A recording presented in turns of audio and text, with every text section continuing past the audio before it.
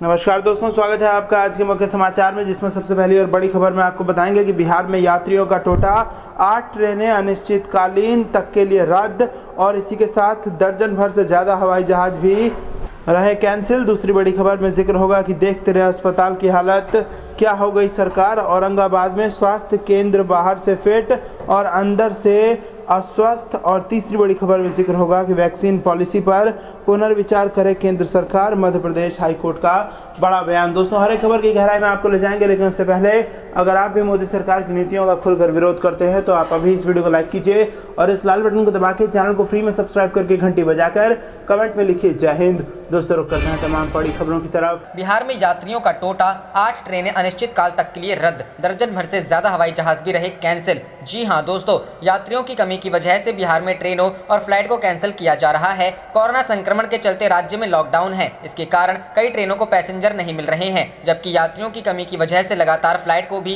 Cancel किया जा रहा है। 8 ट्रेनों के परिचालन पर पड़ा असर। रेलवे ने 27 मई से 8 स्पेशल ट्रेनों के परिचालन को अनिश्चित काल तक के लिए रद्द कर दिया है। पूर्व मध्य रेल के मुख्य जनसंपर्क अधिकारी राजेश कुमार की ओर से मिली जानकारी के मुताबिक जिन ट्रेनों को रद्द किया गया है उसमें दानापुर और राजगीर से चलने वाली 2 जोड़ी एक्सप्रेस स्पेशल और पटना और सासाराम से चलने वाली 2 जोड़ी मेमू पैसेंजर स्पेशल ट्रेन शामिल है।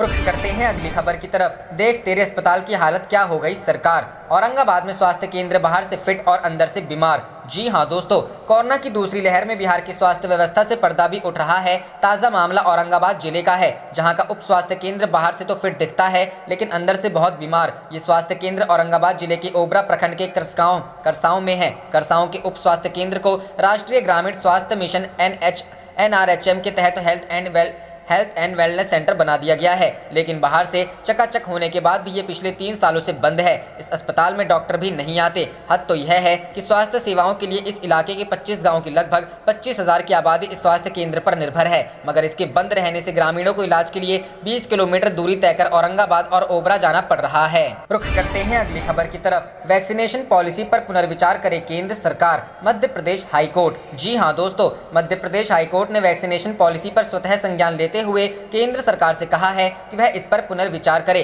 अदालत ने मंगलवार को केंद्र सरकार से कहा कि वह राज्यों को विदेशों से वैक्सीन खरीदने के लिए कहने के बजाय यह काम खुद से करने पर विचार करे। अदालत ने मई महीने में मध्य प्रदेश को वैक्सीन के लिए किए गए वादे के मुताबिक डोज नहीं मिल पाने के बाद यह टिप्पणी की है। चीफ जस्टिस मोहम्मद रफीक और जस्टिस अतुल श्रीधरन की बेंच ने केंद्र सरकार से कहा कि वह विदेशी निर्माताओं से पर्याप्त मात्रा में वैक्सीन की डोज खरीदे और राज्यों को खुद ही उपलब्ध करवाएं, न कि यह भार उन पर डाल दे। दरअसल राज्य सरकार की ओर से अदालत को बताया गया कि स्थानीय निर्माता वैक्सीन की आवश्यक डोज सप्लाई करने की स्थिति में नहीं है, इसलिए राज्य सरकार कोविड-19 वैक्सीन की 1 crore single dose global tender के जरिए खरीदने की तैयारी कर रही है। इस पर वकील सिद्धार्थ गुप्ता ने अदालत के सामने यह बात रखी कि 1 करोड़ वैक्सीन डोज 18 साल से ज्यादा उम्र के लोगों की 7.3 करोड़ आबादी को देखते हुए पर्याप्त नहीं होगी। इस पर कोर्ट ने राज्य सरकार से कहा कि उसे ग्लोबल टेंडर के जरिए खरीदी जाने वाली डोज की संख्या बढ़ानी होगी, क्योंकि हर व्यक्ति को 2 डोज की जरूरत देखते हुए यह संख्या कम पड़ेगी। इस पर एमिक्स क्यूरी नमन नाथ ने अदालत को बताया कि कई राज्यों ने विदेशों से वैक्सीन खरीदने के लिए ग्लोबल टेंडर जारी किए हैं, लेकिन अंतर्राष्ट्रीय बाजार में वैक्सीन निर्माताओं से सकारात्मक जवाब नहीं मिल रहा है। उन्होंने अदालत को यह भी बताया कि पिछले 15 अप्रैल को central drugs and standard control organisation ने जो आदेश जारी किया है उससे भी विदेशी निर्माताओं का राज्यों के साथ सीधे डील करने में अड़चन आ सकती है, क्योंकि उसमें भारी निर्माताओं के लिए सरकार ने कई पाबंदियां लगा रखी। रुख करते हैं अगली खबर की तरफ। पटना हाईकोर्ट का नीतीश सरकार को आदेश, लॉकडाउन के नाम पर पुलिस की बर्बरता हो बंद। जी हां दोस्तों, पटना हाईकोर्ट बिहार में कोरोना वायरस की रोकथाम को लेकर किए जा रहे कार्यों की मॉनिटरिंग कर रही है। इसी कड़ी में मुख्य न्यायाधीश संजय करोल और न्यायमूर्ति एस कुमार की पीठ ने कोरोना से संबंधित याचिकाओं की सुनवाई की। कोर्ट ने राज्य सरकार को आदेश दिया है, लॉकडाउन के नाम पर हो रही पुलिस की बर्बरता को रोका जाए, गाँव के लोगों को उन्हीं की भाषा में कोरोना रोकथाम के उपायों की सूचना दी जाए। कोर्ट ने सरकार को दिए ये आदेश। लॉकडाउन के नाम पर यदि पुलिस बर्बरता करती है तो उस पर तुरंत रोक लगाई जाए। कोरोना वायरस के रोगी या देखभाल करने वालों से अगर दुर्व्यवहार किया जाता है तो उस पर तुरंत कार्रवाई की जाए। गांव के लोगों को उन्हीं की भाषा में कोरोना रोकथाम के उपायों की सूचना दी जाए।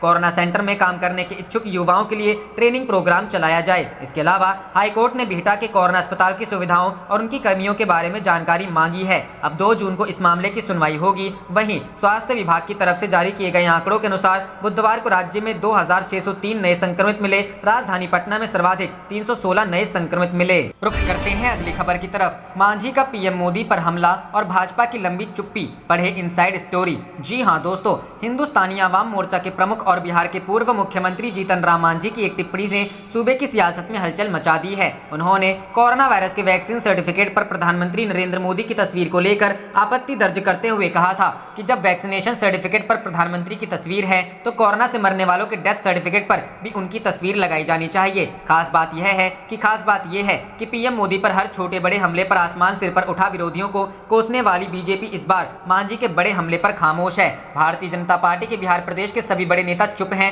पूर्व डिप्टी सीएम सुशील मोदी चुप हैं और प्रदेश अध्यक्ष संजय जायसवाल ने भी मांझी पर कुछ नहीं बोला है। हालांकि मांझी के बयान पर केवल बीजेपी के प्रदेश प्रवक्ता प्रेम रंजन पटेल ने सिर्फ इतना कहा है कि सवाल खड़े करने वाले लोगों को अपना ज्ञान बढ़ाना चाहिए। उन्होंने आगे कहा कि देश में पहली बार किसी बीमारी से लड़ने के लिए इतनी जल्दी वैक्सीन तैयार किया गया है। इसके पीछे प्रधानमंत्री की समय पर मजबूत फैसले लेने की क्षमता है। प्रधानमंत्री की तस्वीर से आम लोगों का वैक्सीन पर भरोसा बढ़ा है। दूसरी ओर मांझी के इस बयान ने विपक्ष को नया मुद्दा दे दिया है। पीएम मोदी के लिए आक्रामक रही बीजेपी के लोगों का यह सन्नाटा बिहार की सियासत की पेचीदगियों को भी बता जाता है। सत्ता पक्ष का सन्नाटा काफी कुछ कह जाता है। दरअसल कोरोना काल में बिहार में शासन व्यवस्था की नाकामियों को लेकर सवाल उठाए जा रहे हैं। खास तौर पर लोगों के निशाने पर बिहार का स्वास्थ्य विभाग है। स्वास्थ्य मंत्री मंगल पांडे भाजपा से हैं और केंद्र में भी भाजपा की ही सरकार है। ऐसे में सबसे ज्यादा सवाल भाजपा से ही पूछे जा रहे हैं। जानकार बताते हैं कि ऐसे में फिलहाल भाजपा यही चाहती है कि वह विपक्ष को कोई नया मुद्दा न। रुक करते हैं अगली खबर की तरफ। आईएमए ने अब पीएम मोदी से की बाबा रामदेव की शिकायत, देशद्रोह का केस दर्ज करने की मांग।